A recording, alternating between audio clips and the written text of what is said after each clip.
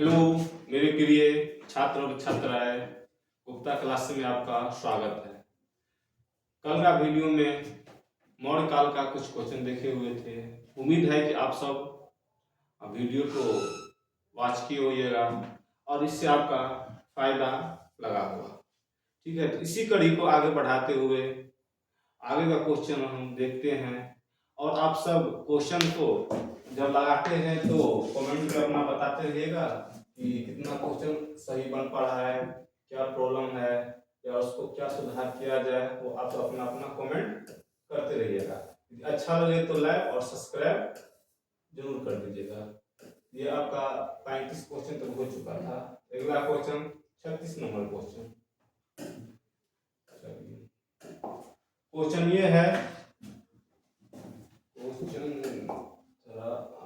आगे सही से क्वेश्चन यह है कि समुद्रगुप्त की तुलना समुद्रगुप्त की तुलना किस यूरोपियन शासक से की जाती है। देखिए, यूरोप महादेश का कोई शासक था, उससे तुलना भारत का समुद्रगुप्त, उसको तुलना की जाती थी। तो उनका तुलना नेपोलियन से किया जाता था। जो नेपोलियन कहाँ का था? नेपोलियन आपको यूरोप का आपको फ्रांस देश का नेपोलियन था, उससे तुलना आपको भारत का समुद्रगुप्त किया जाता है। लेकिन ये नहीं होना चाहिए, होना ये चाहिए कि समुद्रगुप्त को तुलना नेपोलियन का तुलना समुद्रगुप्त के करता, तो ये अच्छा सुनने में ये हमको अपना इतिहासकार को और गर्व महसूस करता। चलिए आगे का क्वेश्चन है, क्वेश्चन नंबर 37।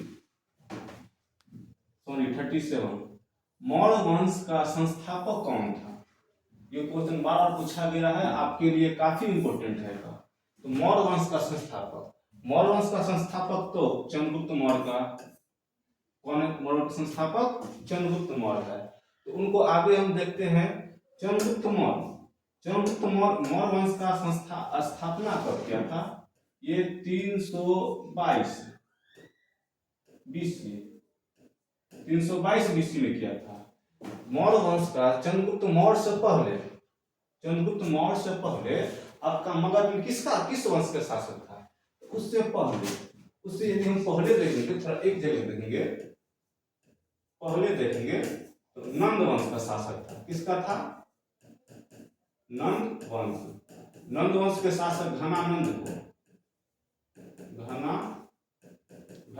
को चंद्रगुप्त मौर्य उसको हम हरा सकते हैं या मार सकते हैं। उसको मार करके मौर्य वंश का स्थापना किया था।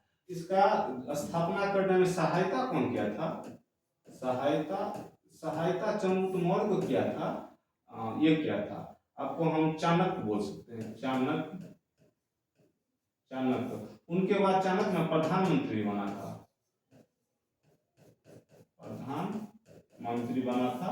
किसका प्रधानमंत्री बना था? चंद्रगुप्त मौर्य का प्रधानमंत्री बना था। तो आप सब कमेंट में चाणक्य का कुछ और नाम हम अगला वीडियो में बताए हुए थे, उनका और क्या क्या नाम हम चाणक्य को जानते हैं, प्लीज आप कमेंट में उनका और अलग नाम बताइएगा। चलिए अगला क्वेश्चन हम देख रहे हैं, क्वेश्चन नंबर 38।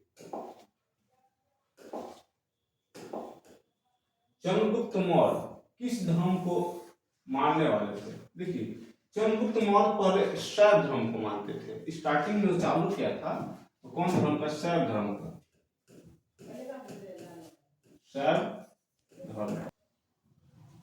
तो क्वेश्चन नंबर 38 नंबर क्वेश्चन ये है, चंद्रगुप्त मौर्य किस धर्म को मानता था?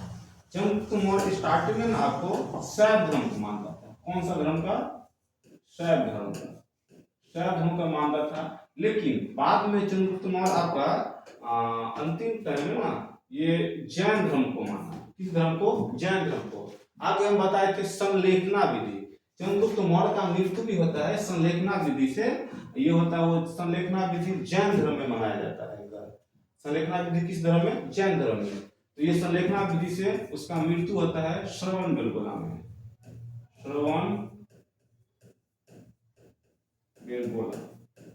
ये आपको वर्तमान कर्नाटक में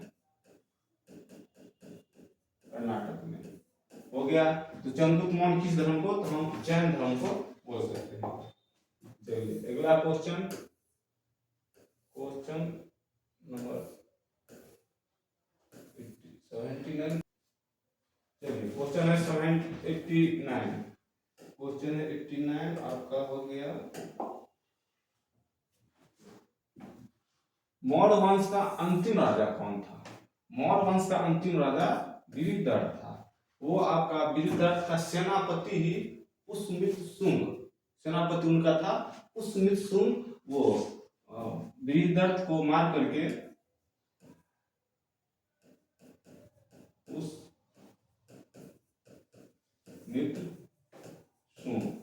वीरदत्त को मार करके शुंग वंश के स्थापना करता है। तो मौर्य वंश का अंतिम शासक राजा हो जाएगा आपको वीरदत्त। चलिए अगला क्वेश्चन, मौर्यकालीन टकसाल का प्रधान कौन होता था?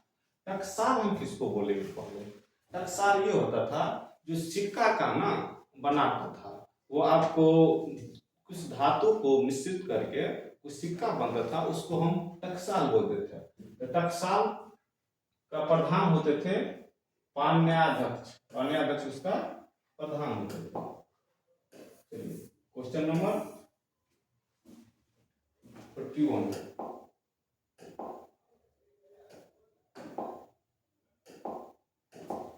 मौर्य वंश का राजधानी कहाँ था? मौर्य वंश का राजधानी पाटलिपुत्र था। पाटलिपुत्र के बारे में आपको पता होगा। पाटलिपुत्र का स्थापना कौन किया था? पाटलिपुत्र का स्थापना किया था आपको उदयन किया था। कौन किया था? उदयन, इसका स्थापना किया था उदयन किया था। उदयन किया था। उदयन किस वंश का हो जाएगा? उदयन हो जाएगा हर्यक वंश का, हर्यक वंश का। चलिए इससे आगे आगे का क्वेश्चन में हम आगे हमारे वंश के बारे में जान लेंगे। क्वेश्चन नंबर 42, मौर्यकालीन कलिंग राज्य कहाँ स्थित है? देखिए कलिंग, कलिंग आपको, कलिंग वर्तमान में उड़ीसा है ना, उड़ीसा, उड़ीसा का पुराना नाम कलिंग है। ठीक है, तो इसे तो पता चल गया मौर्यकालीन कलिंग कहाँ था? उड़ीसा राज्य में स्थित। किस राज्य में स्थित था? उड़ीसा राज्य में स्थित था। आपको आगे जाके हम पढ़ेंगे कलिंग का युद्ध पढ़ेंगे, कलिंग का हम युद्ध पढ़ेंगे, युद्ध पढ़ेंगे। वो विख्यात युद्ध था, ये हुआ था 261 बीसी में। हाँ, किसके साथ हुआ था? अशोक और कलिंग के राजा के साथ। अशोक, इसी युद्ध के बाद अशोक का हृदय परिवर्तन हो गया और अपना हथियार छोड़ दिया। आगे कलिंग का युद्ध देखेंगे। क्वेश्चन नंबर 43, मौर्य प्रशासन में सम्राटता कौन होता था?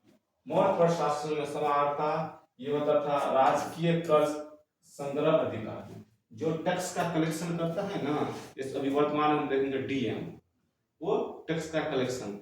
उस समय में जो मौर्य काल में जो प्रशासन का समाहर्ता होता था वो राजकीय कर संग्रह अधिकारी होता था। ठीक है, आगे का क्वेश्चन, क्वेश्चन है 44, मौर्य काल का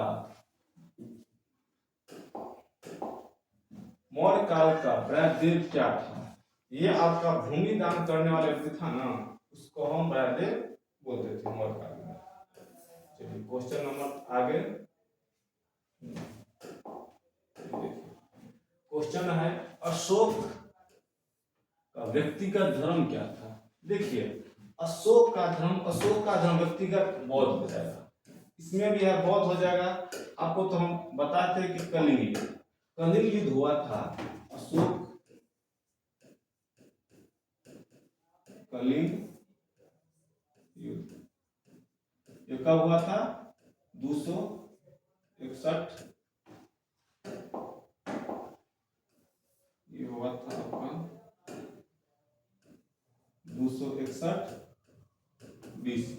इसमें बहुत सारा नरसंहार हुआ था, एकदम लहूलुहान हुआ था, बहुत मात्रा में आदमी मरा था। इसके बाद कलिंग अशोक का ना कलिंग युद्ध के मैदान में ही हृदय परिवर्तन हो गया, और यहाँ के बाद आया अपना सम्राट में तो उसको मन दिल नहीं लग रहा था। और उसके बाद उसका चाचा के लड़का, ऐसे ही उसके दरबार में एक व्यक्ति रहते थे, वो बौद्ध धर्म को उपासक थे।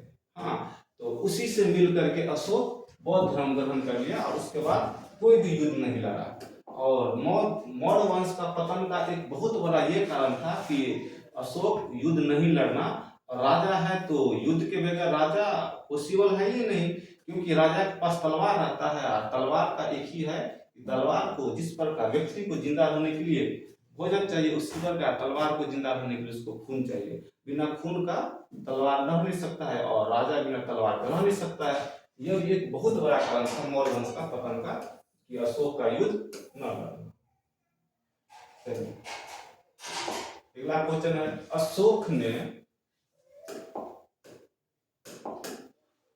अशोक ने महेंद्र और संमित्रा को धर्म प्रचार के लिए किस दे देगा? यदि अशोक का पुत्र होंगे महेंद्र और पुत्री, ये थे पुत्री, ये पुत्र, ये धर्म प्रचार के लिए श्रीलंका भेजे थे। कहाँ भेजे थे? श्रीलंका भेजे थे। किस धर्म के लिए? बौद्ध धर्म के प्रचार के लिए श्रीलंका भेजे थे। चलिए अगला क्वेश्चन, इस क्वेश्चन ज्यादा टाइम नहीं लेंगे। अशोक किस वंश का था? अशोक पता है, अशोक आपको मौर्य वंश का था। हाँ, मौर्य वंश के संस्थापक आपको पता है, हो गया। मौर्य वंश का संस्थापक कौन था? चंद्रगुप्त मौर्य। चंद्रगुप्त मौर्य। चंद्रगुप्त मौर्य के पुत्र थे बिंबिसार। बिंदुसार के पुत्र थे अशोक। तो अशोक किस वंश हो जाएगा? मौर्य वंश का हो जाएगा। चलिए अगला क्वेश्चन,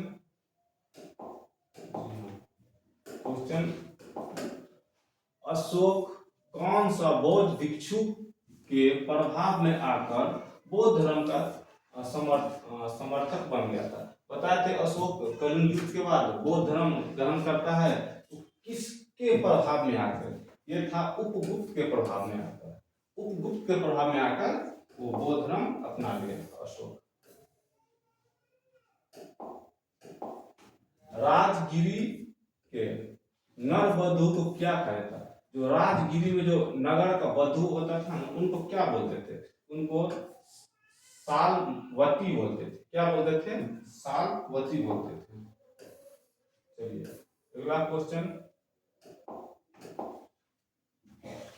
किसने लिखा कि वास्तविक सुकर्म वह है जिससे प्रजा सुखी तथा प्रसन्न हो?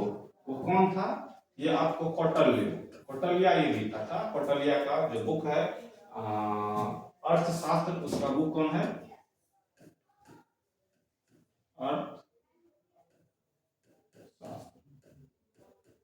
अर्थशास्त्र।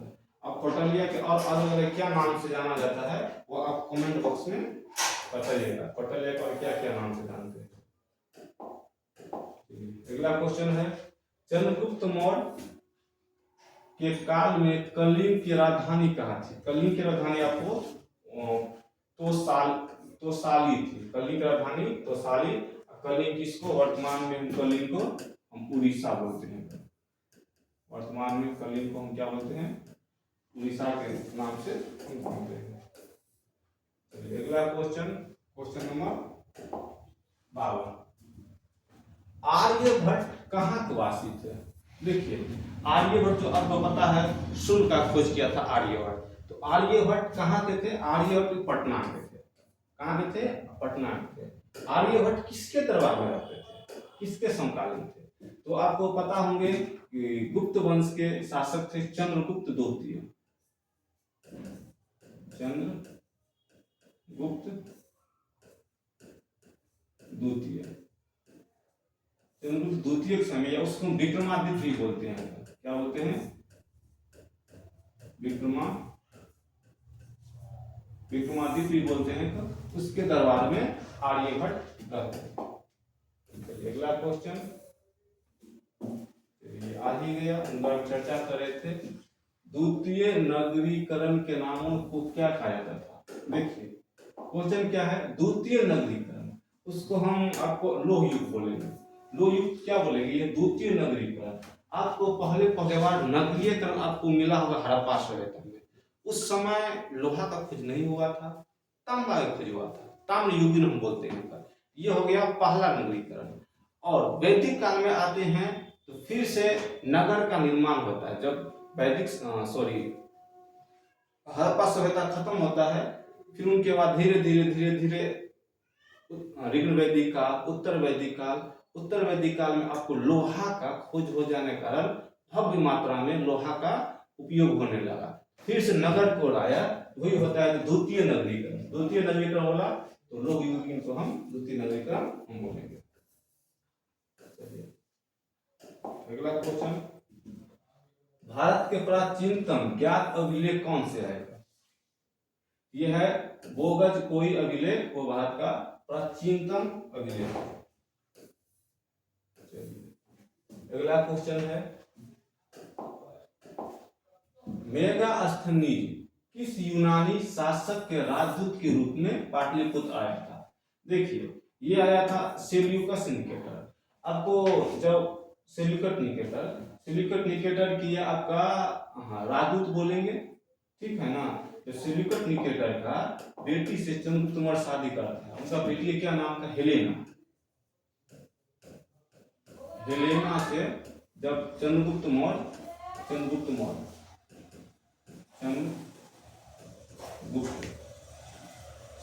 शादी करते हैं ना, तो सेल्यूकस निकेटर को डर होता है कि तो अपना राजदूत को ना, जो मेगास्थनीज, वो चंद्रगुप्त मौर्य के दरबार में भेजते हैं। तो अब ये पता चलता है कि मेगास्थनीज एक बुक भी लिखा था। उस बुक का नाम था इंडिका। इस बुक का नाम था इंडिका। इंडिका बुक में आपको मौर्य वंश के बारे में, नगरीय, सामाजिक, उस सब का चर्चा किया गया था इंडिका बुक में। अगला क्वेश्चन,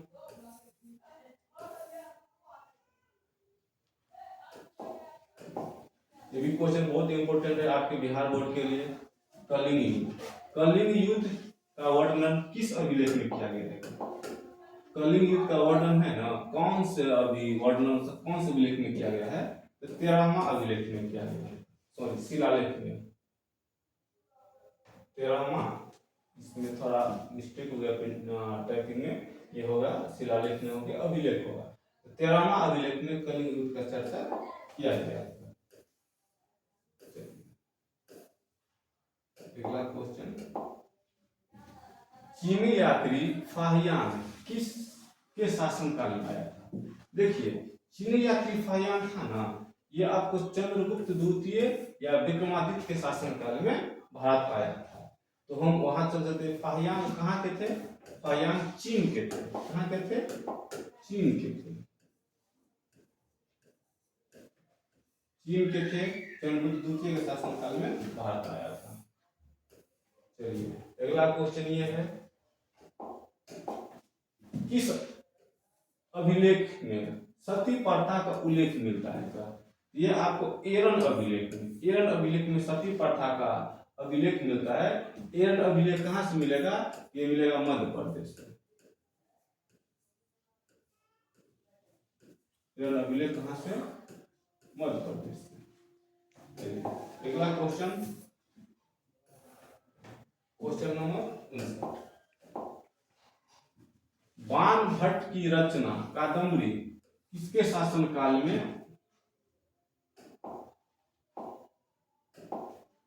बाणभट्ट की रचना कादम्बरी किसके शासनकाल में वर्णन किया? किसके शासनकाल का वर्णन किया है? तो देखिए कादम्बरी हर्षवर्धन के शासनकाल का वर्णन किया है। किसका? हर्षवर्धन के दरबार में बाणभट्ट नाम के व्यक्ति रहते थे।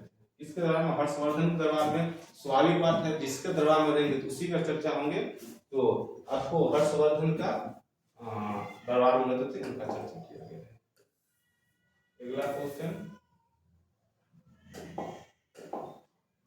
गुप्त संवत कब और किसके द्वारा शुरू किया गया था। गुप्त सावंत ये आपको तो गुप्त है तो मौर्य वंश में होगा, गुप्त वंश में होगा तो चंद्रगुप्त प्रथम। चंद्रगुप्त प्रथम चंद्रगुप्त प्रथम में ये हो जाएगा आंसर। गुप्त सावंत चंद्रगुप्त प्रथम में ना गुप्त सावंत शुरुआत किया गया था। ये गुप्त सावंत कैलेंडर भी है। क्वेश्चन नंबर अगला, पंचतंत्र की रचना किसने की थी? पंचतंत्र की रचना विष्णु शर्मा ने किया था। किसने किया था? विष्णु शर्मा। विष्णु शर्मा पंचतंत्र की रचना किया था। चलिए अगला क्वेश्चन, क्वेश्चन ये है प्राचीन नालंदा विश्वविद्यालय, प्राचीन नालंदा विश्वविद्यालय के संस्थापक कौन था? देखिए नालंदा विश्वविद्यालय के संस्थापक कुमारगुप्त हो जाएंगे। हाँ तो इसका नालंदा विश्वविद्यालय का 3 मंजिल है।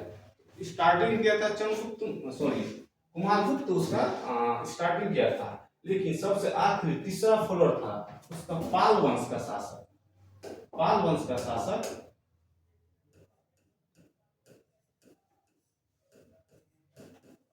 पाल वंश का शासक धर्मपाल। धर्मपाल ने उसका मतलब कि हम क्या बोल सकते हैं का तीसरा फ्लोर था ना, उसको धर्मपाल ने उसको बनवाया था। नालंदा विश्वविद्यालय की आपको पता है, नालंदा विश्वविद्यालय कहाँ है? नालंदा में, नालंदा कहाँ है? नालंदा बिहार में है। क्वेश्चन कितना बार आपको पूछा है कर, आप कंफ्यूज मत होइएगा, बिहार में। चलिए अगला क्वेश्चन, भारतीय इतिहास की कौन सी काल स्वर्णिम काल कहा जाता है? देखिए ये आपको हम सब्जेक्टिव में भी पढ़ाए हैं, ये आपको 5 नंबर में भी कहा जाता है कि भारतीय इतिहास को स्वर्ण काल, ये आपको हो जाएगा गुप्त काल। गुप्त काल को भारतीय इतिहास का स्वर्ण काल क्यों कहा जाता है? ऐसे करके आपका 5 नंबर में क्वेश्चन पूछेगा। हाँ 1 नंबर में यही क्वेश्चन को पूछ देगा कि भारतीय इतिहास का स्वर्ण काल किसको कहते हैं? गुप्त काल को। इसका आप कॉपी में देखिएगा, इसका आंसर हम बढ़िया से उसको हम लिखवा रहे हैं। और फिर आगे जब आपका सब्जेक्टिव का भी ऐसे रिवीजन क्लास चलेगा तो वहां भी उसको हम कर देंगे। इसके लिए आपको टेंशन लेने का जरूरत नहीं है। अब चैनल को सब्सक्राइब कर लीजिएगा तो मेरा सारा वीडियो का नोटिफिकेशन आपके पास पहुंच जाएगा और आपको बिहार बोर्ड का टेंशन लेने का जरूरत नहीं है। आप अच्छा खासा तैयारी हो जाएगा और जो आपका एक उम्मीद होगा, मन होगा या आपका एक जो होगा कि इतना नंबर चाहिए, उसमें आपको किसी भी प्रकार का आपका पढ़ाई रुकावट नहीं होगा, बशर्ते आप वीडियो को देखते रहिएगा। 1 बार 2 बार 3 बार करके ऐसे रिपीटेशन देखिएगा, एक बार में आपको कोई भी काम नहीं हो पाता है। ठीक है, चलिए क्वेश्चन नंबर ये है, अर्थशास्त्र में कितने प्रकार के विवाह का उल्लेख किया गया? देखिए अगला भी टॉपिक में हमको ये पढ़ाए थे कि विवाह 8 प्रकार का, यहाँ भी देखा गया है कि 8 प्रकार का विवाह का चर्चा किया गया है। शादी 8 प्रकार के होता है। जैसे आप सबको पता होगा कि कोई भगवा शादी होता है, कोई किडनैप करके शादी होता है, कोई मम्मी पापा के विचार से शादी होता है, कोई अपना विचार से शादी होता है जिसको हम लव मैरिज कहते हैं।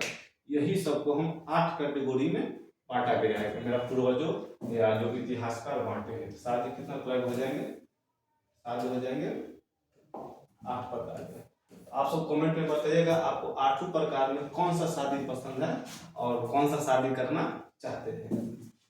लेकिन हमारा विचार सुनिएगा तो जो मम्मी पापा का विचार होगा वो शादी सबसे परफेक्ट होगी। ये आप पर हम छोड़ रहे हैं कि आपको किस तरह की शादी करना है। अर्थशास्त्र की रचना कब की हुई थी? पहले आपको ये बताना है अर्थशास्त्र का रचना किया कौन था। अर्थशास्त्र की रचना आपका चाणक्य किया था। कौन किया था? चाणक्य।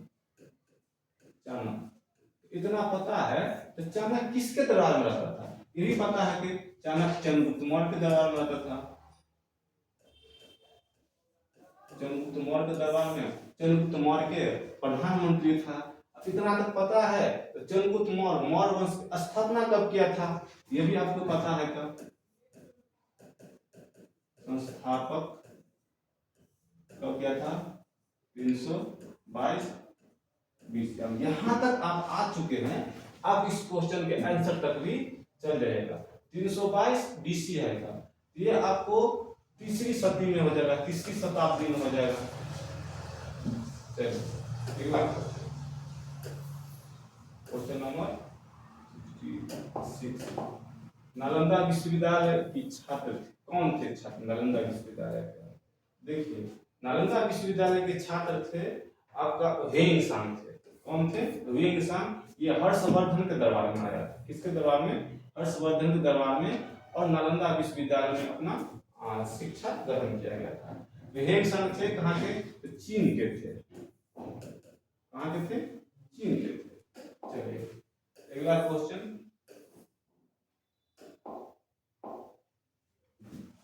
उत्तरी पश्चिमी भारत से प्राप्त अशोक के अभिलेख का लिपि का प्रयोग किया गया था खरोष्टी लिपि में। किस लिपि में? खरोष्टी लिपि में। देखिए, अशोक को ना अभिलेख का पिता कहा जाता है। अशोक को अभिलेख का ना पिता भी कहा जाता है, पिता कहा जाता है। अशोक का इसका अभिलेख लिखने का जो उसका दिमाग उपज बात कैसे आया, तो वो अशोक को अभिलेख लिखने का वो ईरान का एक शासक था। ईरान, जो उस समय फारस उसको हम बोलते थे, अभी ईरान बोलते, उस समय में फारस। ये भी क्वेश्चन यहाँ से आ जाता है, ईरान का पूरा नाम क्या है? तो फारस है का। यहाँ एक शासक था दारा शकील से ना अभिलेख लिखने का कला अशोक सीखे हैं। यहाँ पे ये हो जाएगा। तो भारत में अशोक बहुत सारा अभिलेख लिखवाए हैं, तो अभिलेख का पिता अशोक को बोल सकते हैं। और उत्तर पश्चिम में खरोष्टी लिपि में अभिलेख लिखवाए। चलिए क्वेश्चन नंबर 68। अशोक के कुल कितने अभिलेख अभी तक प्राप्त हुए? अभी तक उनको 44 अभिलेख प्राप्त हुए हैं। अगला क्वेश्चन, अशोक द्वारा प्राचीन बौद्ध धर्म कहाँ प्रतिष्ठित किया गया था? ये आपको ब्रिटेन में ना बौद्ध धर्म का प्रचलित नहीं किया गया था अशोक द्वारा। उस समय ब्रिटेन, उस समय इतना कुछ पता भी नहीं था कहाँ है क्या है की धरती पर नहीं है। Question number 70। जीवक ने बौद्ध का शिक्षा कहाँ से ली थी? देखिए, जीवक बौद्ध का शिक्षा तक्षशिला से लिया गया था। आपको पता होगा कि दुनिया का सबसे प्राचीन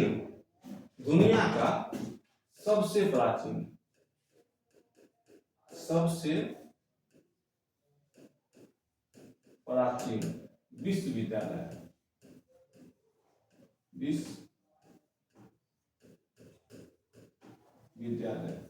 कौन हो जाएगा? तक्षशिला हो जाएगा।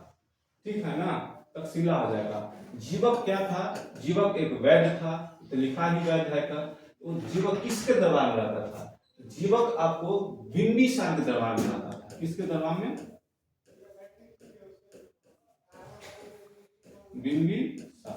बिंबिसार के दरबार में रहता था। बिंबिसार ना हर्यक वंश का स्थापना किया था। हर्यक